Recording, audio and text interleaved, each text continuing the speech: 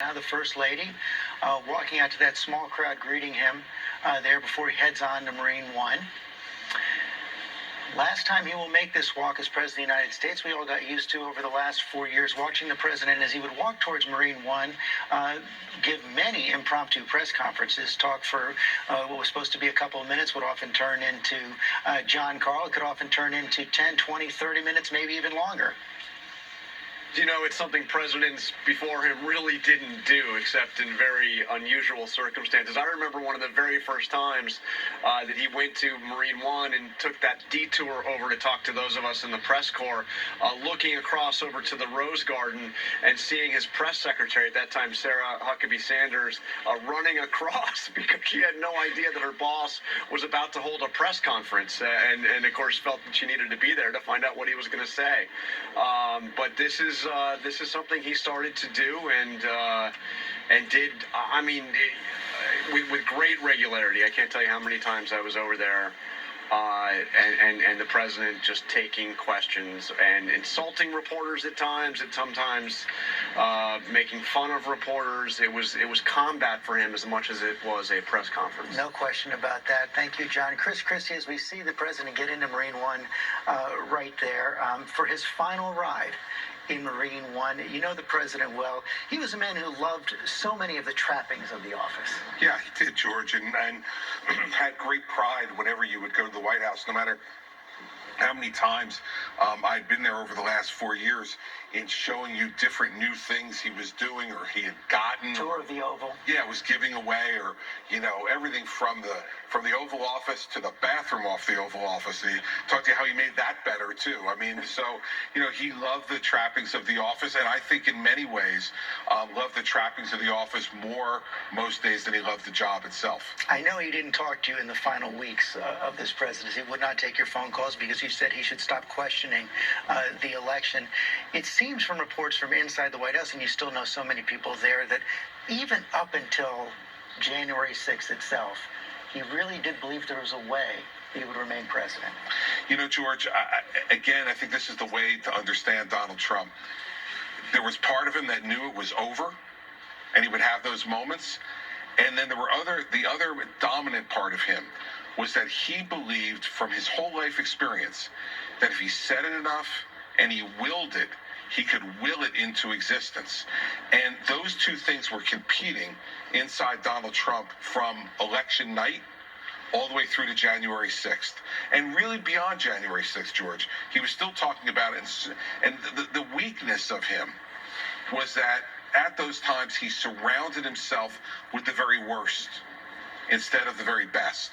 And those worst folks pushed out the better people who were around him and just told him what he wanted to hear. Someone who's very, very close to the president said to me back in March, in the midst of the beginning of the pandemic, this woman said to me, "Governor, you know him very well.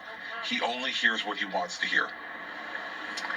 And that could end up being a fatal flaw for the president, soon to be former president of the United States. I want to go to Rachel Scott up on Capitol Hill, our new senior congressional correspondent. We see Donald Trump now leaving Washington, D.C. for the last time as that helicopter is about to take off. But Washington is not done with him. Capitol Hill now preparing for that second impeachment trial.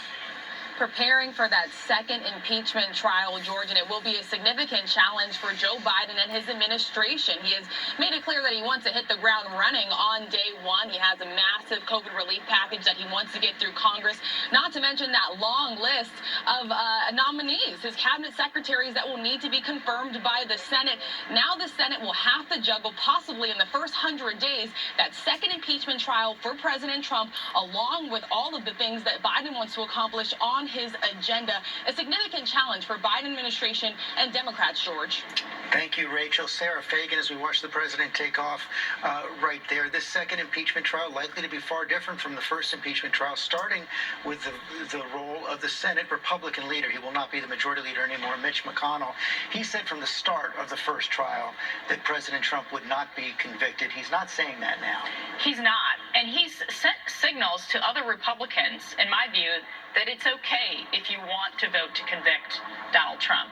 I think the majority leader is incredibly upset. He is an institutionalist. He's devoted his life for the institution of the Senate, and to watch what happened 2 weeks ago, I think was very, very personally upsetting to him in a way that it was upsetting to all of us. But when you devote your life to the chamber, I think it took on a special meaning to him. He's also really upset about what happened in Georgia. He blames Donald Trump for those losses, and I think he's right about that. He would be the majority leader, but for Donald Trump. We're seeing Marine One now fly away from the White House for the last time, carrying Donald Trump. As President of the United States, want to bring in presidential historian Mark Updegrove as we see that iconic video now of Marine One pulling away around the Washington Monument. I can't help it. Even though Donald Trump has not resigned here, he's leaving office after being defeated. The image in my head is Richard Nixon, 1974. Without question, George, that's exactly what comes to mind for me as well. Richard Nixon left the White House on August 9, 1974, after having resigned from the presidency, the first president in history to resign. It was a very sad and somber day, and Gerald Ford was left to take the oath of office on his own without his predecessor looking on, as is the custom in our country. And that's exactly what's happening here. Like Richard Nixon, Donald Trump is going home to face a very uncertain future, including his legal fate, which will be determined in the Senate later this month and into February. Mark Updegrove, thanks. Terry Moran, leaving behind a divided country right now. A terribly divided country, and it's symbolized in what we're about to see, right? Inaugurations are rituals, and rituals embody meanings and values. This one's taking place inside a ring of steel and firepower, and that embodies where we are as a country. And what we're seeing right now, the president leaving, you know, one of the things that the president does upon departing for 150 years is with his body, the defeated person, acknowledging the transfer of power. The presence, the physical presence of the president at the inauguration is meaningful and necessary for the country, and it's his last act of vandalism. Byron Pitts, we're missing that moment of grace, seeing the presidents drive up together. Oh, George, it's a painful moment for our nation because, as Terry just said, I mean, this is a tradition that allows us as a nation to say, it's over, let's move on. And thinking about the images, we'll see this morning, George, the split screen of one president leaving in shame, and you could argue, and the other going to church. I'm mindful of the scripture in the book of Matthew that says, for those who exalt themselves will be humbled, and those who humble themselves will be exalted. Donald Trump was a man who prided himself on winning. He was the one who fired people. Well, America fired him. And there you see Air Force One. It will still be Air Force One when Donald Trump gets on there this morning. It will be Air Force One until noon. If it's still in the air at noon, it will turn into Special Air Mission 45 for the 45th President of the United States. There's the podium where the President is going to speak. I want to go back to Tom Yamas there at Andrews Air Force Base. Is the crowd starting to gather, Tom?